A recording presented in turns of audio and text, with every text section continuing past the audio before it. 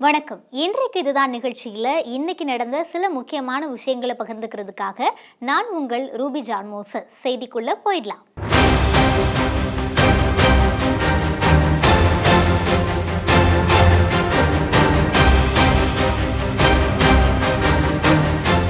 தமிழகத்தைச் சேர்ந்த மாநிலங்களவை எம்பிக்கள் 6 பேரோட பதவிக்காலம் வரும் ஏப்ரல் 2 முடிவடைய இருக்கு. இந்த நிலையில திமுக மற்றும் அதன் கூட்டணி கட்சிகளைச் சேர்ந்த வேட்பாளர்கள் இந்த தேர்தலுக்கான வேட்பு மனுவை தாக்கல் செஞ்சிருக்காங்க. திமுக சார்பில் திருச்சி சிவா, கான்ஸ்டன்டைன் ரவீந்திரன், காங்கிரஸ் சார்பில் கிறிஸ்டோபர் திலக், தேமுதிக சார்பில் சுதீஷ் ஆகியோர் தங்களோட வேட்பு மனுவை தாக்கல் செஞ்சிருக்காங்க. இந்த நிலையில மாநிலங்களவை தேர்தலுக்கான வேட்புமனு தாக்கல் இன்னையோட நிறைவடைஞ்சிருக்கு.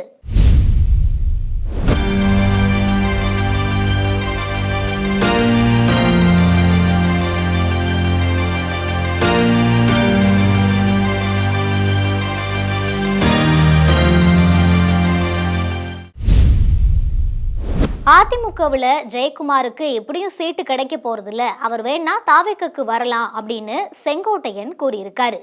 ஈரோடு மாவட்டம் கோபிச்செட்டிப்பாளையத்துல செய்தியாளர்களை சந்திச்சு செங்கோட்டையன் பேசினாரு. அப்போ காங்கிரஸ் தாவேக்காவை காரணம் காட்டி தான் கூடுதல் தொகுதிகளை பெற்றிருக்காங்க அப்படின்னும், எங்களால தான் அவங்களுக்கு பெரிய பயன் அப்படின்னும் செங்கோட்டையன் பேசியிருக்காரு. தொடர்ந்து காங்கிரஸ் என்றைக்குமே திமுகவோட கூட்டணி தான் இருக்கிறது. சில மனமாச்சரியங்கள் வந்திருக்கிறது. எங்களால் அவருக்கு பயன் கிடைத்திருக்கிறது, அவ்வளவுதான். ஜெயக்குமார் வேண்டுமானால் நம்முடைய அணிக்கு வரலாம். அவருக்கு அங்கே சீட்டு கிடைப்பதில்லை, கிடைக்கப் போவதில்லை. அவர் மகனுக்கு மட்டும்தான் கிடைக்கும். காங்கிரஸோட கூட்டணி ஒப்பந்தத்துக்கு பிறகு நான் கொடுத்த ரியாக்ஷன் பிளான் பண்ணதெல்லாம் இல்லை, அது எதேச்சையா நடந்த ஒரு விஷயம் அப்படின்னு முதலமைச்சர் மு.க.ஸ்டாலின் விளக்கம் அளிச்சிருக்காரு. தஞ்சையில அமைச்சர் அன்பில் மகேஷோட இல்ல திருமண நிகழ்ச்சியில கலந்துக்கிட்டு அவரு பேசினாரு. அப்போ காங்கிரஸோட கூட்டணி ஒப்பந்தம் முடிஞ்சதுக்கு அப்புறம் நான் ஒரு ரியாக்ஷன் கொடுத்தேன். அந்த ரியாக்ஷன் சமூக வலைதளங்கள்ல வைரலா பரவிட்டு வருது. ஆனா அந்த ரியாக்ஷன் நான் திட்டமிட்டுலாம் கொடுக்கல, அது எதேச்சையா வந்தது.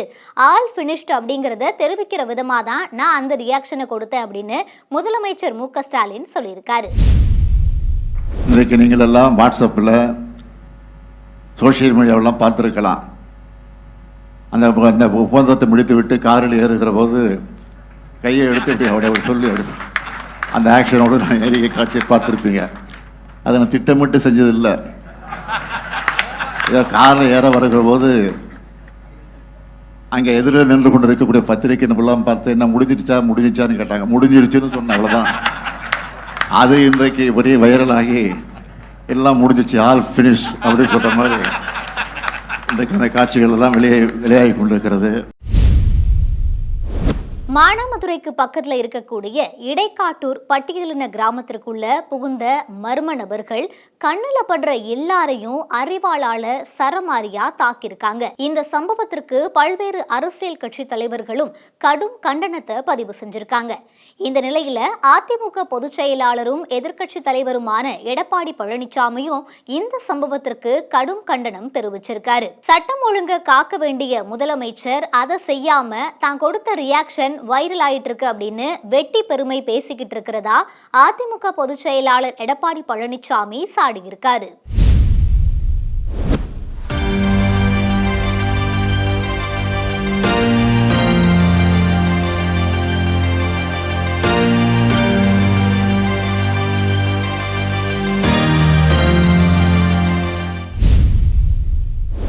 அரசு பேருந்துல பெண் பயணிக்கிட்ட பாலியல் அத்துமீறல ஈடுபட்ட நபரை பொதுமக்கள் தர்ம அடி கொடுத்து காவல்துறையினர்கிட்ட ஒப்படைச்சிருக்காங்க.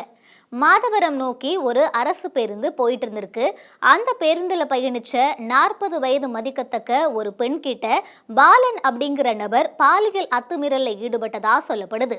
இதையடுத்து அங்கிருந்த பொதுமக்கள் எல்லாரும் பாலனை பிடிச்சு அவருக்கு தர்ம அடி கொடுத்து அவரை காவல்துறையினர்கிட்ட ஒப்படைச்சிருக்காங்க. இந்த நிலையில பாலன் பேர்ல வழக்கு பதிவு செஞ்சு காவல்துறையினர் விசாரணை மேற்கொண்டு வராங்க.